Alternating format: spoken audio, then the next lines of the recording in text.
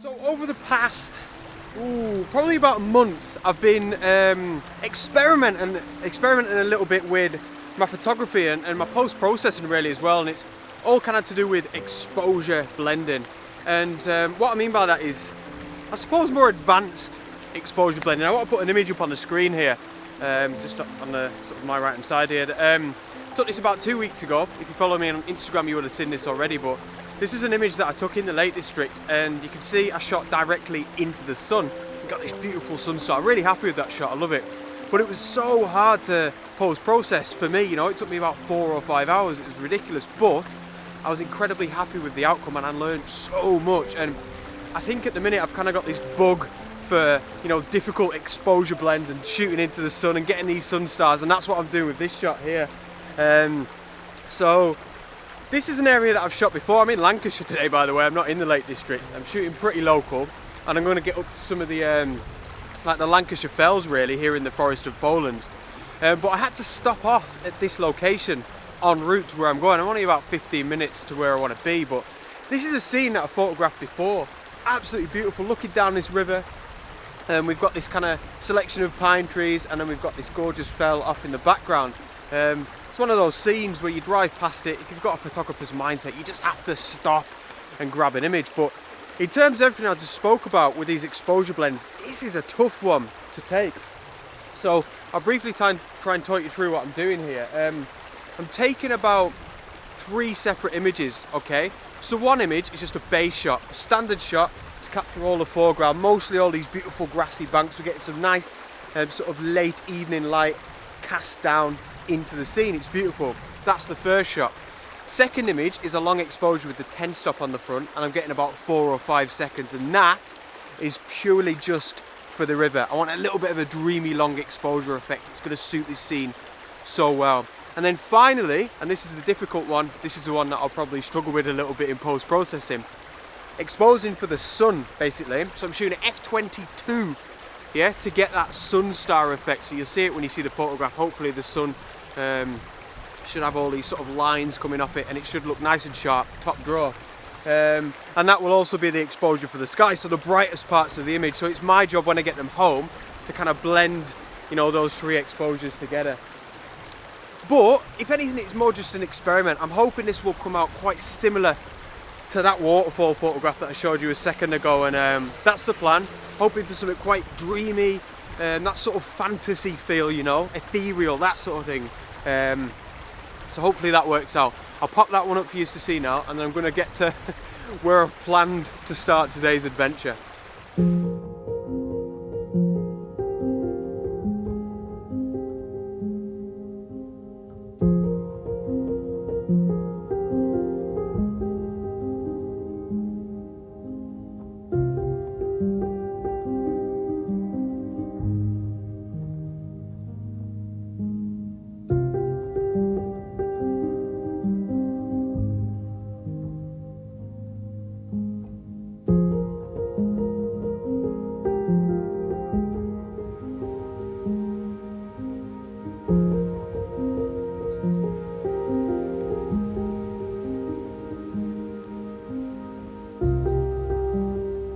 So my goal really in today's video and this adventure is just to keep pushing myself, you know. Over the past month, like I said at the start of the video there with my post-processing, I've just been trying new things, and I don't mean anything too extravagant, you know. I ain't been out doing street photography or wildlife photography or anything.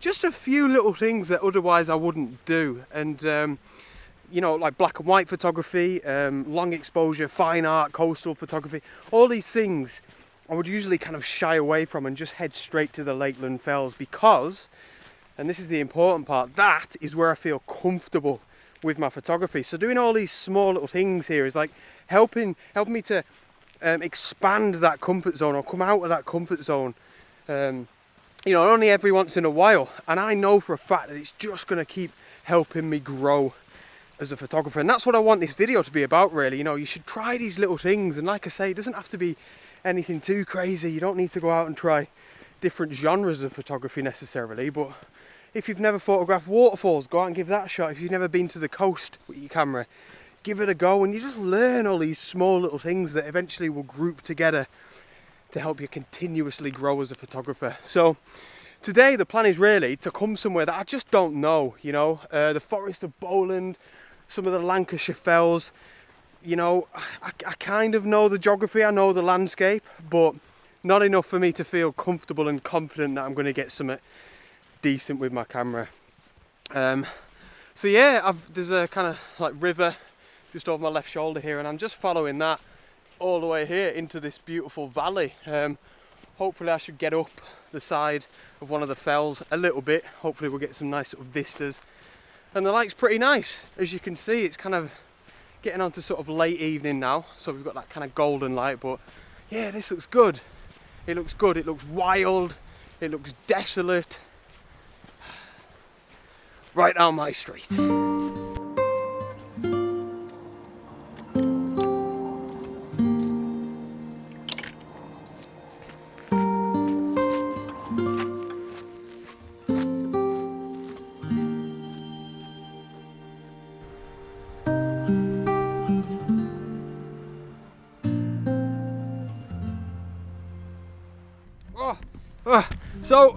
I'm trying to get set up quickly here.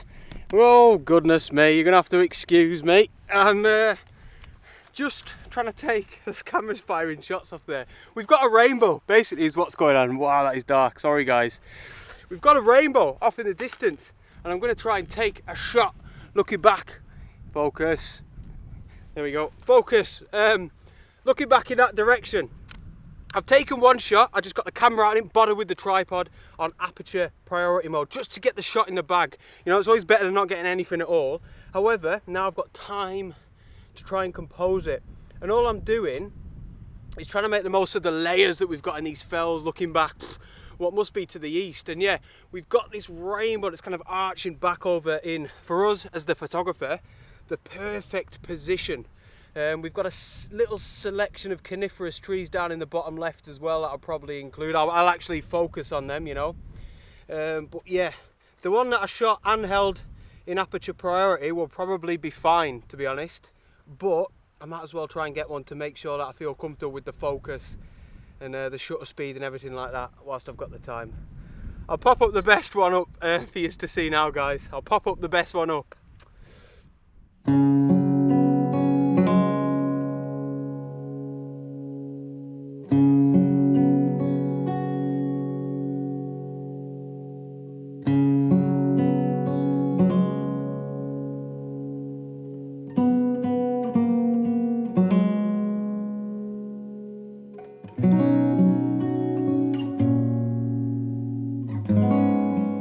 So I just looked at them images, both of them, the one that I took handheld and the one on the tripod, on the LCD screen. I don't think there's a rainbow in either of them, so it just sounds like I was lying to you. I think I just missed it. I tried my best, but it came and went, and it wasn't particularly vibrant anyway, but nice to play around with that sort of shot. I really like it when you get the layers, you know, with the telephoto lens. Right, I'm gonna go down here a bit, I think, further into the valley, and the plan is to continue along this path here, which eventually goes down to that river, and see if I can get up close, maybe find some cascades. I absolutely love a cascade.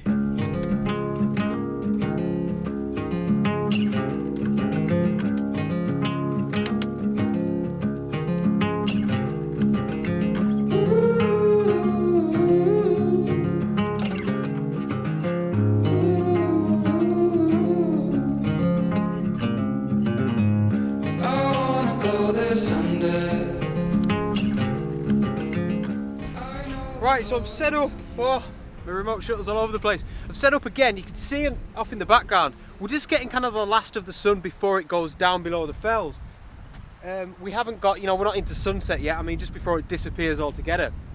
So what I'm doing is shooting into the sun again and going for that sun star effect, exactly like the first image. It looks class. So what I've done, obviously shooting in landscape, fortunately I've already got it, like shooting in a landscape orientation, and I've got the sun bang in the center of the frame, and it looks class because you see obviously this road here kind of leads off into the valley, and then the same as the river down here in the valley somewhere, and it all leads eventually into this beautiful sun star. But what's more is around the sun we've got these gorgeous sort of stormy clouds that I don't know, I was thinking I might long exposure it, but at the same time there's so much beautiful detail up there. I don't think that's going to be a good idea. So again, like my first image, I'm going to take a couple more exposures. One for the foreground and then a potential long exposure for the sky. I'm not really too sure yet. So again, I've shot this one at f/22 to get that Sunstar effect, focused as far to the back as I can, so on some of those fells right up in the background. Because it's at f/22, because that one's for the sun, it's for the Sunstar and for the sky really. And yeah, the foreground shots, they're looking about 1/15 of a second, but I think it's all going to vary. But yeah, I think this might be the last one of the day. I'm not too sure yet, but I'm absolutely loving this Sunstar thing at the minute.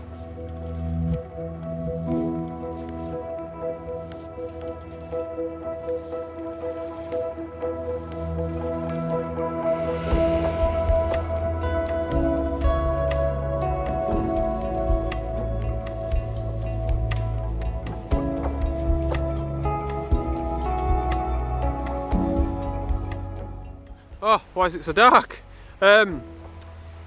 Yes, I'm going to make that the last image of the day really. Before I go, a few people have been asking me about my ebook on composition. It is still available to buy. I don't know if there's been a problem with my website or something, but yeah, I'll double check, but I'll put a link up in the corner if you want to buy it, and in the video description below. I don't know if there's been a problem, like I said, but yeah, it's still out there. Thank you so much for tuning in. Apologies, maybe. It's been a bit all over the place, this video, but you know, it's been another one of them that I've really enjoyed, just trying out a few little different things and being experimental. So yeah, thank you so much. See you on the next adventure. Out.